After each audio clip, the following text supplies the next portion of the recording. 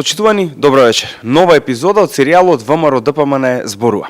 Вечерва ќе разговараме за зголемувањето на платите, ќе разговараме за зголемувањето на пензиите, ќе разговараме за минималната плата, ќе разговараме и за економско-социјалниот совет кој што владата го организира за разговор помеѓу синдикатите и работодавачите. Вечерва на мое огромно задоволство разговараме со професор доктор Лазар Јовевски, надворешен советник за труд и социјална политика на претседателот на владата на Република Македонија. Професоре, добро вечер, добро ве најдов. Добро вечер, Валентин, и благодарам за поканата и дозволете уште на почетокот да ви честитам за одличната идеја, за начинот на кој што се обраќате до јавноста и за темите кои што ги обработувате. Благодарам на комплиментите. Јас би сакал во интереси на времето, во интереси на подкастот да почнеме од почеток, односно околу зголемување на платите. Се направија историски договори со повеќе сфери. Може ли малку подетално околу ова? Да, секако, кога зборуваме за покачување на платите, треба да знаеме дека во Македонија во јавниот сектор постои, би рекол, одредена состојба на диверзитет, на различност, како се уредуваат платите, односно правните инструменти кои што се користат за да се дојде до платите кои што ги земаат работените во јавниот сектор. Така да имаме плати кои што се земаат по закон директно, имаме плати кои што се земаат по колективни договори, имаме плати кои што се земаат комбинирано и по закони и според колективни договори, имаме плати кои што во некои институции дури по посебни правилници и слично, што е доста спорно и да речеме една неуставна категорија, каде што и плати каде што освен општата одредба клаузули во закон, не гледаме понатаму во рамките на самата институција до дополнително разработување на системот на плати, односно мерилата и критериумите кои што треба да бидат доуредени со други акти за да се земат платите, така да имаме една разноликост и навистина сиве овие години, пишувајќи за платите, пишувајќи како треба да се уред, пишувајќи за колективните договори, за социјалниот диалог и слично, се чини немаше слух или можеби политичка волја пред се за да се разбере проблемот суштински, да се свати дека во јавниот сектор во Македонија нас ни е потребно едно системско решение кое што платите ќе ги уреди на унифициран начин преку одредени правни инструменти, преку правни акти кои што ќе значи дека вработениот и во Скопје, и во Гевгелија, и во Дебар, и во Штип за определени работно место во истата институција, ако е да речеме со филијали во разни градови, ќе зима во старт иста плата, а потоа со оглед на обемот на работа или други критериуми кои што би се дополнително предвиделе, ќе може платата да варира со посебни додатоци на плата и слично. Токму таквата состојба која што беше до сега, она што го забележуваме што оваа влада сака да ја стави работата под контрола, односно во ред. Бидејќи се случува да имате институции каде што, да речеме, административните службеници во само министерство земаат една плата, а одредени даватели на услуги или други тип на извршители, кои што имаат други работни задачи, земаат двократно, трократно повисоки плати. И сето тоа доведе до една какафонија во однос на платите, до една, би рекол, нелојална конкуренција, до незадоволство кај вработените. Едни земаат, други не земаат, па едни склучиле колективен договор, веднаш другите реагираат, па зашто и ние да не склучиме, па зашто се тие привилегирани и слично. И сето тоа создаваше, би рекол повеќе, еден домино ефект на незадоволство и паѓање на продуктивноста и во јавниот сектор. Незадоволство кај вработените имплицира кон незадоволство кон работата, а со тоа и не доволно добра услуга кон граѓаните. Еден од факторите, впрочем, е и тоа. Така да, она што сега се случува е да се, би рекол, стабилизира целиот систем на плати во државата, односно да се она што владата со социјалните партнери, пред се со синдикатите се обидува да направи да оние гранки од јавниот сектор, како што е образованието, како што е здравството, како што е, да речеме, имаше покачување во делот на полицијата, кај административните службеници сега во моментов се разговара, значи на ниво на цела држава, да дојде до стабилизација на платите, а потоа да се пристапи кон системско решение, законско, кое ќе значи уредување на прашањето на платите на еден начин од страна на владата, социјалните партнери и синдикатите, значи, на кој што ќе биде обезбедена достоинствена плата за достоинствена работа. И да се знае еднаш веќе за секогаш, би рекол, точно кој каде работи, за колкава плата работи, а сите останати дополнителни аспекти прековремени работи, дополнителни работи, работи во недела, виша сила или слично што се случува, бидејќи некои институции мора веднаш да одговараат, мора да се работи во недела и така, сето тоа ќе биде дополнително уредено. И мој совет, моје размислување дека тие прашања треба да се уредат рамковно со закон, но подетално со колективните договори. Но основните плати, по работни позиции, коефициентите или бодовите, кој систем да се земе во предвид, треба да се уреди со законско решение. И уште ова, бидејќи веќе го спомнав коефициенти и бодови. Покрај се тоа што е вака различно во актите на уредување, ние имаме и разноликост. Например, Законот за административни службеници предвидува да платата се уредува со бодови и вредноста на бодот ја определува владата. Тоа најчесто се прави на крајот на годината, негде октомври месец, и за следната година утврдува колкав ќе биде висината на бодот. А општиот колективен договор за јавниот сектор пак се темели на коефициенти. И сега имаме еден диверзитет. Од една страна законско решение во бодови, од друга страна општ колективен договор за цел јавен сектор, кој што пак употребува коефициенти како терминологија и начин на пресметување на плата, впрочем. Така да, навистина е то целосно измешано. Некои колективни договори се држат како мерило критериум просечна плата, други земаат минимална плата. Навистина, значи, еден уникатен, би рекол, негативен пример како не треба да се уредуваат плати во јавен сектор во една земја. Тоа бевме ние до сега и се надевам дека ова ќе се промени со овие чекори кои што се преземаат и во иднина ќе се прават и веќе од 2026 година ќе доведеме до една, би рекол, стабилна ситуација, барем правно, нормативно, да не биде на сите јасно кој по кој основ, по кој критериум, дали по бодови, дали по коефициенти, дали по закон, дали по колективни договори, што се зема, што не се зема. И потоа да влеземе во едни помирни, постабилни води, да проектираме еден раст на платите кој што ќе треба да, по друга страна, да имплицира и продуктивност на самата администрација, бидејќи според анализите не мои, туку меѓународни и на други невладини организации, други луѓе кои што се занимаваат со прашањето на продуктивноста, покажуваат дека продуктивноста кај македонската администрација е на многу ниско ниво, за жал. Тоа значи дека не се работи доволно. Тоа не веламе дека луѓето не се работливи, да не бидам погрешно сватен. Тие луѓе кои ќе излезат од државата многу се вредни во други земји, да речеме во Германија, во Швајцарија, во Австрија, во прекуокеанските земји и така натаму. Меѓутоа тоа што нас ни фали овде луѓето да знаат што работат, каква е платата и која е известната иднина во однос на платите, за да може потоа и од нив да се бара зголемување на продуктивноста, која што ќе вроди со поквалитетни услуги кон граѓаните. Ако смеам да заклучам, вие напоменавте во вашето излагање дека со платите и коефициентите е тотален хаос. Ја тука би се надоврзал дека тотален хаос беше изминативе 7 години, така да сега обврската е наша, граѓаните нема дадено голема обврска, затоа треба да ги средиме. Токму тоа ми е поентата. Значи, таа ситуација ја наследивме. И сега што се случува на сцената на македонскиот труд во делот на јавниот сектор? Многумина се навикнати на тој хаос. Затоа што тој хаос владее години наназад. И кога некој се обидува сега тие состојби да ги подобри, да внесе еден ред, верувајте, изненадувачки е дека се создава безпотребен отпор, како да некој не сака да има ред, да има точна насока како треба да се уредат прашањето за платите, што мене лично е како професор, кој што се занимава и со психологија и со социологија на трудот, мене ме чуди и не ми е прифатливо. Јас би сакал сега да поразговарам и за она предизборно ветување кое што го имавме во нашата програма 1198, а тоа е зголемување на пензиите за 5000 денари. Може ли да ни објасните како дојде до ова решение, тоа за помалку од една година? Тука разговаравме јас со претседателот на владата своевремено, но и со економскиот тим на претседателот на владата тогаш уште во рамки на опозиција. И всушност математиките и економските параметри покажаа дека во суштина зголемување на платите е можно, линеарно како што се случи, или на две рати, но во рамки на една, па би рекол и помалку од една година во однос на пензиите. И би рекол математиката е неприкосновена, таа е екзактна наука и кога ќе ги видите бројките, кога ќе видите дека има одредени средства кои што може да се вложат во рамки на покачување на стандардот и достоинството на пензионерите, мислам дека немаше друг заклучок освен тоа дека треба да се пристапи кон зголемување на пензиите. Зошто е ова важно?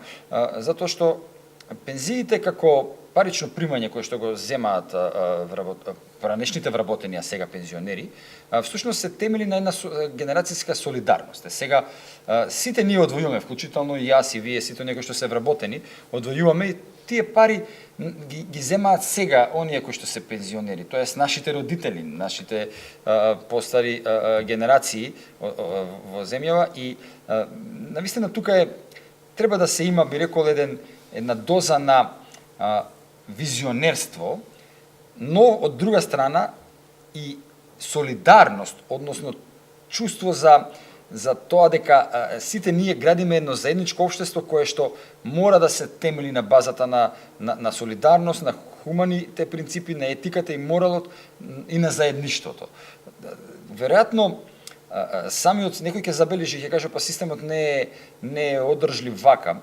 Видите, јас сум, бидејќи бројките ги имаме, секоја година фали, има дефицит во фондот за пензиско и инвалидско осигурување.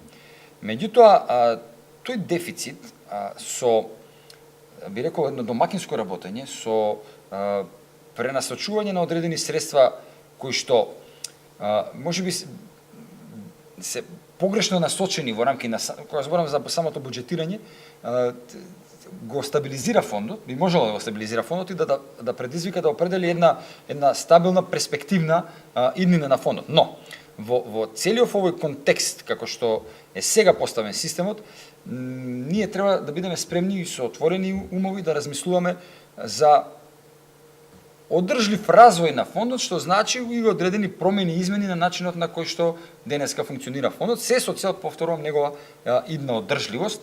А што ќе значи тоа, ќе треба навистина да се направи на подетална анализа. И не би сакал, и секогаш се чудам кога се даваат некогаш паушални изјави, ова треба да се направи, сето тоа мора да биде изанализирано, не само од правен аспект. Правниот аспект, би рекол, тука е шлагот на тортата, но суштинскиот аспект е математиката, односно бројките.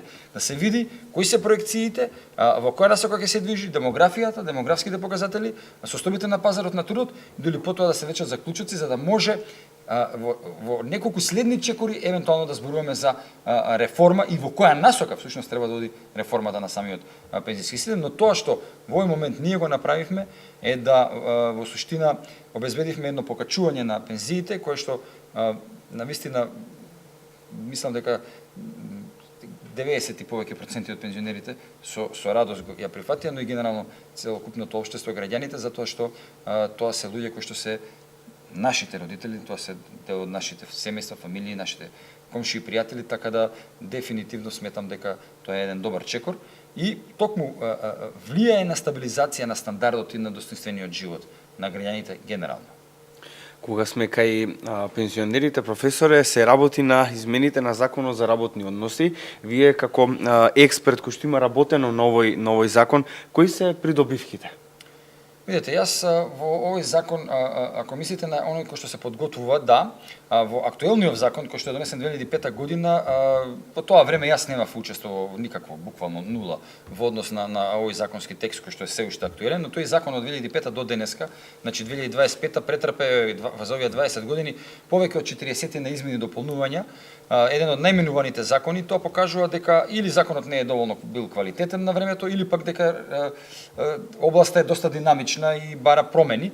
Вистина има и во едното и во другото. Но во првите години стануваше збор за едно релативно неквалитетно законско решение, не во целина, туку во одредени делови на самиот закон, па мораше и често да се интервенира, праксата покажуваше недостатоци и се менуваше законот. Сега имавме една ситуација да изминативе 7 години ние имаме работни групи кои што работат на изготвување на нов закон за работни односи, имавме вклучено и експерти надворешни. Јас бев вклучен, но како представник од синдикатите во самата работна група и не цело време, туку во одредени делови, во одреден период временски во самата работна група, но имаше тука беа вклучени и други луѓе кои што работеа на тој закон, меѓутоа тој закон не се донесе. Имаме една многу, би рекол, парадоксална ситуација да толку се вложува време, енергија, пари, а резултатот на крајот на денот ви биде нула. И затоа јас сум човек кој што многу го почитува и времето свое, но и на другите, и мислам дека и безцелната работа, само колку да се работи нешто, за мене е губење време.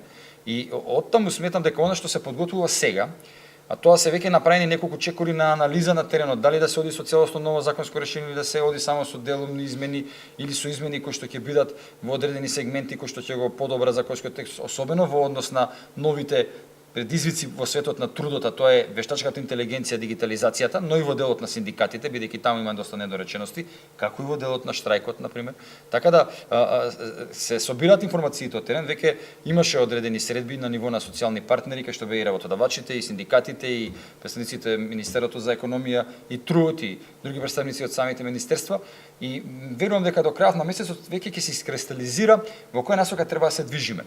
Од кога тоа ќе биде сосема јасно, тогаш ќе се пристапи кон формирање на реална, ефикасна работна група која што ќе треба таа визија да ја оствари во конкретни чекори, во конкретна временска рамка. Јас силно верувам дека конечно, бидејќи некои процеси бараат и малку време, но верувам дека веќе во следната 2026 година ние ќе имаме еден нов законски текст, би рекол, дали ќе биде тоа нов закон или посебни измени и дополнувања на актуелниот текст, но нови решенија кои што ќе значат нов квалитет во делот на нормативата кога зборуваме за законот за работни односи, и тоа ќе даде еден друг, би рекол, фидбек и на самиот пазар на труд, на самата економија, на самите права и обврски на работниците и на работодавачите, и очекувам дека ќе биде подобро решение од актуелното.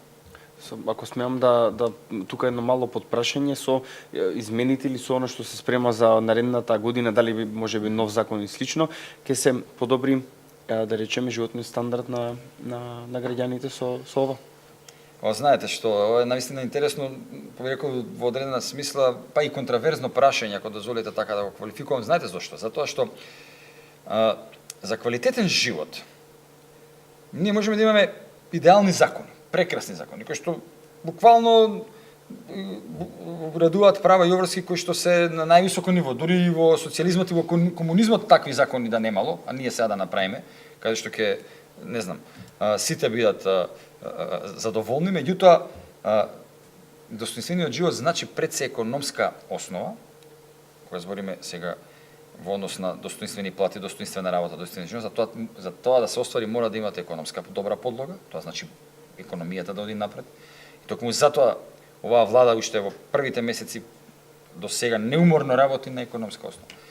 Значи, поентата е да направиме добра економска платформа, база, која што ќе може потоа да продуцира одредени законски решенија кои што ќе може таа економија да ги изнесе на начин на кој што одговара на македонските потреби, на македонската мера, на македонската мерка на нашите граѓани. Тоа е едната компонента, но да не заборавите дека за достоинствен живот, за некој да биде, не се доволни само пари. Не е само да заработувате, не знам, големи пари и со тоа да се смета дека сте вие исполнет човек, имате убав живот, дека сте среќен. Не велам дека тоа не е потребно, тоа е прво го кажав, но во светот на трудот треба да знаете дека работата може да ве ослободи, но може да ве пороби. Ако работата вас ве поробува, вие и убави пари да земате и со илјадници евра да ви ја платата, ако работното услови, ако работното место, ако генерално вашиот однос кон работата, кон тоа што го работите, не е добар, не ја сакате работата, не ви е пријатно со колегите, имате ситуации, имате цело време само предизвици, имате дискриминација, имате мобинг, па и нека е висока платата, на крајот на денот се сведува на едно општо незадоволство кое што се појавува кај човекот, во неговата душа, во неговиот ум, во неговите чувства, и тој вели подобро некогаш, нели, тоа се веќе анализи, подобро и помалку пари, но да биде работата баш онака од мерак, да се оди, да се човек биде задоволен на работното место, отколку големи пари, а лоши работни услови. И трета компонента, малце проширив сега, дозволете ви да го кажам, бидејќи е важно за нашите гледачи, трета компонента е дека работата и кој како ја доживува среќата е веќе индивидуално прашање. Знаете, јас сум видел луѓе кои што имаат многу пари, а па се незадоволни, сум видел луѓе кои што имаат малку пари и се задоволни, но знаете што, и оние најсиромашните, и оние најбогатите, ако парите им се концепт на живот, и само парите им се во фокусот, и едните и другите се несреќни. Оние кои што немаат пари, цело време мислат на пари, како да заработат пари, како да имаат повеќе пари, а оние кои што имаат многу пари, цело време мислат како да не ги изгубат, како да ги зачуваат, како да се одбранат, како што... И илузијата е во тоа што многумина мислат, да не речам, ајде, повеќе од 80% од луѓето не во Македонија, во светот, дека парите даваат сигурност. Ако имаш пари, значи си стабилен, значи си здрав, значи си добар, значи си како еден вид на едно мирно море во кое што човекот плови. Тоа е илузија. Парите не ја даваат таа сигурност. Тоа е една психолошка игра, каде што ние како живи битија бараме сигурност и се фаќаме за нешто, и најчесто се фаќаме за нешто што не е материјално и што не е видливо. Тоа се пари. Во мојнатото имало и други нешта. Во историјата на човекот и на економијата и на претходните општествено-економски формации и циклуси на цивилизацијата, но ова што е сега денес многу актуелно во пазарната економија, во капитализмот е илузијата дека парите ја даваат комплетната сигурност. Тоа не е баш така.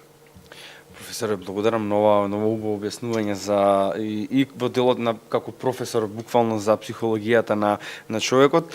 Сега би сакал пак да се вратиме на актуелните теми, односно тука би сакал да поразговараме за минималната плата, за барањето на Сојузот на синдикати на Македонија за 500 евра минимална плата. Од каде се овие бројки на синдикатите и колку е кои се чекорите понатаму?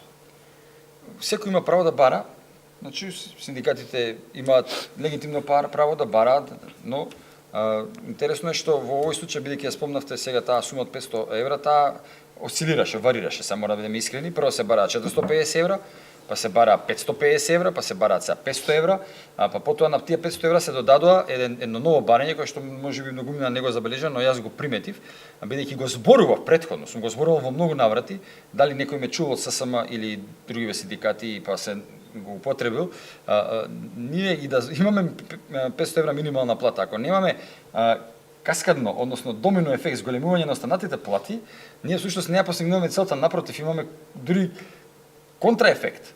Како тоа контраефект? Па така, ако вас платата минимална, само минимална плата ви расте, а другите плати не растат, на крајот ќе се сведе да луѓе кои што порано имале некоја просечна плата, ќе дојдат до ситуација да имаат минимална плата.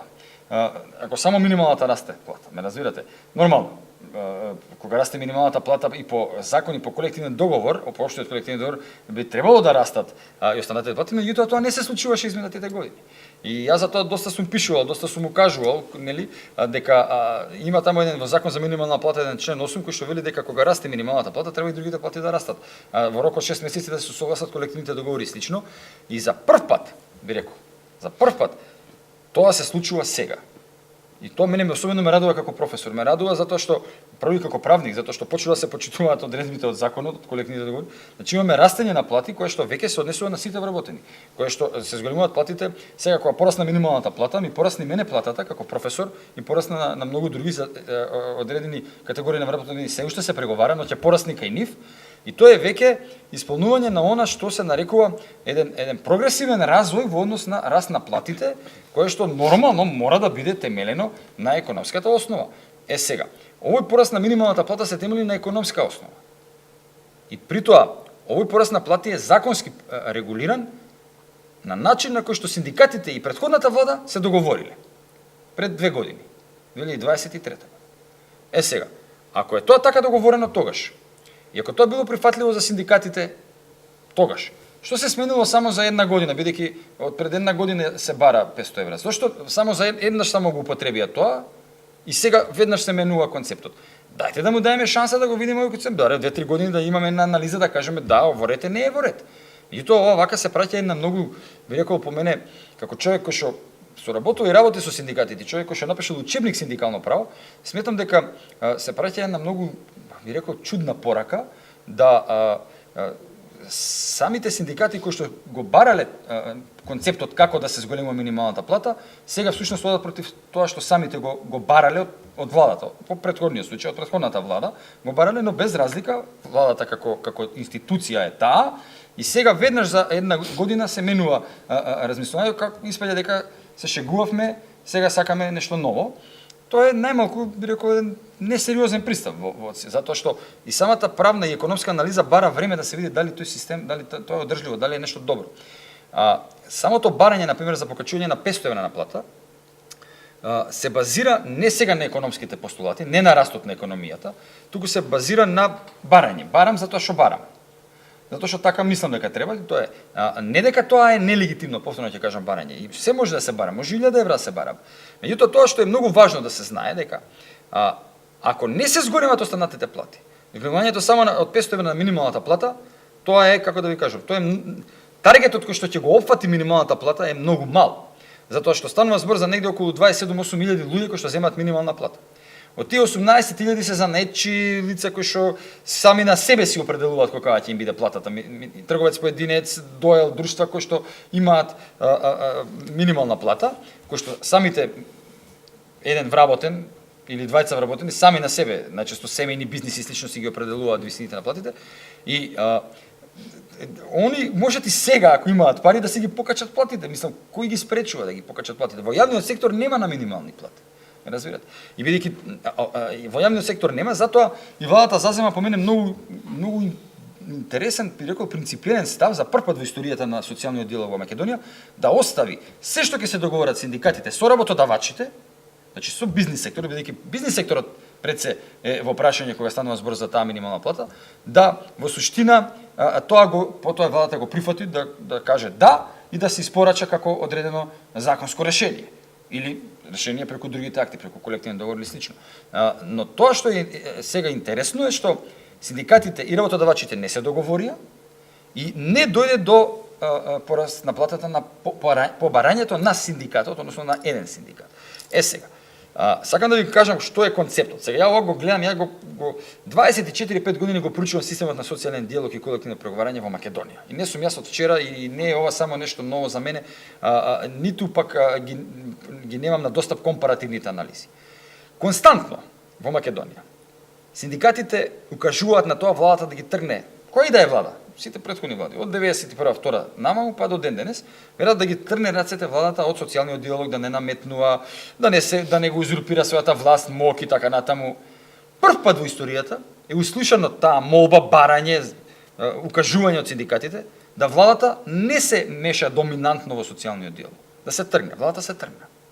И сега наместо да имаме задоволство, да кажеме ова е нешто уникатно, ново, па не само македонски, би рекол и во регионални рамки, да само синдикатите и бизнис си се договорат заедно, ние гледаме одредени критики, кои што по мене се неосновани, са ви зборувам и од научен аспект, затоа што да, во пазарната економија, токму синдикатите и работодавачите треба да бидат оние кои што ќе ги креираат политиките и на плата, а државата треба да дава сапорт, да дава поддршка на тоа, да гледа што може да се испорача, меѓутоа кога е однос вработен и работодавач во бизнис сектор, тогаш државата треба што помалку да се меша, затоа што најчесто државата, министерството, владата, кога се меша во односите меѓу вработените и бизнис секторот, се случуваат одредени пореметувања кои што имаат далекосежни негативни ефекти. Тоа не е само пример во Македонија, туку буквално во целиот свет. Значи, во тој дел државата треба да биде навистина мудра и воздржана и тоа се покажа сега, но за жал не се покажа зрелост од страна на социјалните партнери, особено од некои синдикати, да го искористат таа прилика и можност и да седнат ако треба не еднаш 100 пати со работодавачите и да успеат да ги антиципираат своите барања, да ги наметнат своите барања како синдикати. Тие они не успеа тоа да го направат и при тоа заради својот неуспех сега обвинуваат владата за тоа што не испорачала повисоки плати. И тоа владата не го прави по принцип. Барањето е дури да се стимулира со субвенции, да се субвенционира при донесот и така натаму. Тоа владата може да го прави кога би имала пари. Во оваа ситуација ние се враќаме од еден слободен пат, се враќаме од еден минус, да дојдеме до некоја стабилизација во теков на оваа година и во овој момент од тоа што јас ги како бројки ги видов од страна на Министерството за финансии, бројките укажуваат дека не е одржливо да владата ги субвенционира придонесите за да се излезе во некое решение, но што не значи дека во иднина и тоа нема да биде можност. Државата ако има пари, она може во разни програми да вложува пари. Јас се надевам, дај Боже, нека има државата Македонија што повеќе пари во следните години, да може што повеќе проекти, па и заплатите ако треба да помага. Спомнавте, професоре, дека во овој дел дека тие бараат минимална плата, односно зголемување на од 500 евра и спомнавте дека и има зголемување во здравството, образованието, полицијата, се разговара и за администрацијата, меѓутоа не ги поздравија тие чекори од владата дека се зголемуваат платите, а континуирано бараат 500 евра плата. Легитимно е да се побара, меѓутоа треба да се има и одредени анализи врз основа на што се бара таа минимална плата. Неколку пати беше спомнувано од синдикатите, конкретно едниот синдикат, односно има упатува кон владата дека околу репрезентативноста на синдикатите. Јас тука би сакал да го поставам прашањето дали за разлика од порано, прво да ни објасните за репрезентативноста, меѓутоа и дали за разлика од порано има диалог помеѓу владата и синдикатите. Да ви кажам, бидејќи ова прашање прво за диалогот, ако водиме, па потоа за репрезентативноста, диалогот на вистина е кренат на повисоко ниво од тоа што бил порано и не е формален, не е проформа.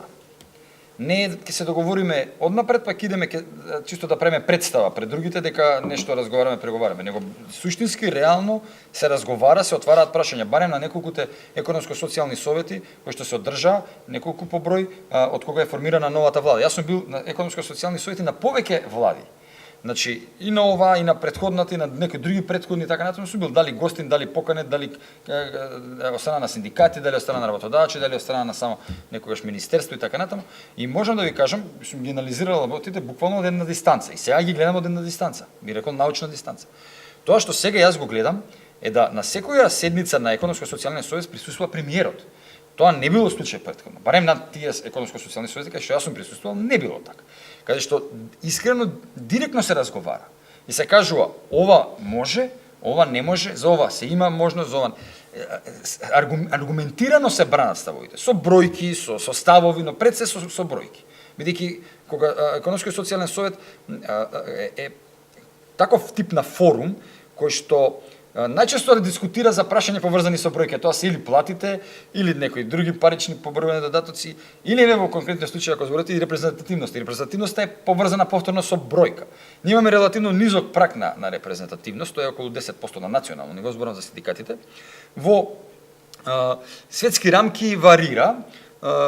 Во Србија е најблиско ако гледаме како решение, имаме да репрезентативноста не се гледа од вкупниот број, да се зема 10 и таму е 10%, но не се зема 10% на вкупниот број на вработени, на луѓе кои што се во работен однос, туку на луѓе кои што се членови во синдикатите, значи треба да има 10% од еден синдикат, да речеме од членството генерално во земјата на синдикалци, за да се смета дека е национално. Тоа е кога пресметате тоа во сооднос со број на вработени генерално во државата, тоа е многу понизок цензус од 10%. Имаме ситуација да во Франција негде бројката околу 8%, во Италија беше бројката негде исто околу 10%. Така што синдикализмот генерално, кога збориме за репрезентативност, бара модус, бидејќи синдикализмот, густината на синдикалното движење се проречува во изминативе години и децении наназад, би рекол, и цензусите паѓаат. Ние и во Македонија имавме еден период 33% на репрезентативност, сега тоа е 10%, на барање на еден од синдикатите, кој што е на национално ниво, побара дајте да го симнеме цензусот да биде понизок во Македонија. Бидејќи очигледно ќе дојде во прашање да синдикатите не можат да обезбедат 10% поддршка на национално ниво од вработените во државата, особено во бизнис секторот се чини има проблем, каде што нема доволен број на луѓе кои што се мотивирани или на кои што имаат можност да се синдикално организирани, и тоа е веќе сега процес на, како да ви кажам, на дискусија и анализа, но владата не одговори негативно на тој предлог да се намали цензусот. Принципиално владата го поддржува тоа, значи не е проблем. Колку мислат синдикатите, толку нека биде цензусот, само да бидат они дел од процесот, односно да бидат вклучени да се дискутира, да се разговара, бидејќи искрена е намерата и на премиерот, и на владата, и на кабинетот на претседателот на владата, да, вклучително и на мене, како негов советник, да се отвори процесот. Значи, процесот не е за да се тргна да се, како што во минатото сум гледал ситуации, дури лично сум бил сведок на некои нешта, каде што намерно одредени синдикати се елиминира заради тоа што, не знам, се неподобни или вака или онака, или затоа што имале контраставови. Не, напротив. Секој треба да си го искаже ставот, и во тој дел апсолутно мислам дека со оваа влада и со овој кабинет, како никогаш до сега, синдикатите, но и работодавачите исто имаат простор и можност да разговараат и да се разбираат. Дотолку повеќе што и јас сум човек кој што е дел од трудот, кој што исто така произлегува како дел од синдикатот, ги разбирам, ги знам синдикалните проблеми, ги пренесувам на премиерот, на членовите од владата, на министрите, и за економија и труд, и за социјална политика, и за финансии, Но знаете, секогаш кога се разговара и се дискутира, јас искрено имам жел и мојата плата да е барем дупло поголема од тоа што ја земам сега во рамки на универзитетот. Меѓутоа, колку се можностите и капацитетите на македонската економија и на македонските финансии е сега друго прашање. Но затоа да одиме чекор по чекор, да ги подобруваме условите, да ги подобруваме работиве и да одиме напред. Ние безпотребно изгубивме голем број на години, зборам сега на економски, на трудов план, каде што буквално стагниравме или потоа одевме и надоле, а можеме многу добро да одиме и немаше воопшто да биде предмет прашање 500 евра сега или не знам, мислам, тоа природно ќе се дојдеше плата да биде многу повисока од 500 евра, ако некои текови одеа во вистинска насока, како што започна пред одреден број на години, малце поназад, кога имаше еден би рекол економски препорот на Македонија, јас тоа го препознав и во тоа време, но го препознавам и ова време, што се случува, а тоа е враќање од еден навистина негативен тренд во сите процеси во државата, па и во делот на трудот, стабилизирање и зачекрување напред. Ќе треба време, народот наш е мудар, рекол, еден што ќе расипе и 100 паметни после треба не може да го оправат. Меѓутоа, навистина, ако се сака, јас сум убеден дека се може, но затоа треба да се разбере процесот. Не мора секогаш се да се знае на секого, се да му биде јасно зошто некоја работа се прави така, затоа што во тој момент, како да ви кажам, треба малку да се има и да имаме доверба едни кон други. Ние сме сепак едно општество од 2 милиона луѓе, повеќе или помалку се знаеме сите и знаеме што се случува и кои се нештата генерално во општеството во која насока се движат. Треба да си даеме шанса едни на други да направиме нешто подобро. Не веднаш тој критички дух, кој што е негативен критички, не позитивно критички, кој што е конструктивен, туку тој е негативен да го употребуваме, но тоа говори оние кои што така се однесуваат кон некој што прави добро или сака да прави добро, барем се труди да прави добро, при тоа и со ризик нешто и да сгреши, но намерата е добра, да веднаш се прифаќа тоа како негативно, тогаш тоа говори за тој што така се однесува. Јас сум сигурен дека гледајќи како и знаејќи како прво размислувам јас лично, како размислува премиерот, како размислуваат членовите на владата, гледам дека треба малку време, но сигурен сум дека успехот ќе биде неминовен, пред се зборам на економски план. А правниот дел апсолутно ќе треба да го заокружи тој економски дел, особено во нашата област, во делот на трудот. Така да, ако се оди како треба, верувам дека во следните 2 години, кога зборувам 26 и 27, мислам, бидејќи 25 сметам се уште за стабилизациона година, каде што и покрај тоа се прават одредени чекори напред, сериозни, економски и трудово-правни, да следните 2 години биде години на буквално на плодоносни години, кои што ќе дадат една друга перспектива на македонските граѓани. Професоре, јас многу ви благодарам за ова ваше вечерашно гостување. Сметам, јас лично, а сметам дека и граѓаните го делат моето мислење, дека навистина убаво ги објаснивме сите овие делови и за платите, и за синдикатите, репрезентативноста и, да речеме, клучот за успехот да имаме една подобра држава со поголем економски развој, повисоки плати, повисока минимална плата и со единствена цел да македонските граѓани бидат задоволни и да творат и понатаму да живеат тука во оваа држава. Јас верувам дека ќе имаме, верувам дека Македонија ќе ја биде, но ајде сите да поработиме заедно, почнувајќи од себе, нели, па сите меѓу нас, да направиме да биде Македонија убаво место за живење. Ви благодарам многу. Почитувани гледачи, ви благодарам и вам за вашето внимание. Се надевам дека го задржавме вниманието и разговаравме на многу важни теми кои што ве засегаат и вас, а и нас како и политичка партија влада. Ви благодарам уште еднаш за вниманието и се гледаме во следната емисија. Поздрав и секое добро.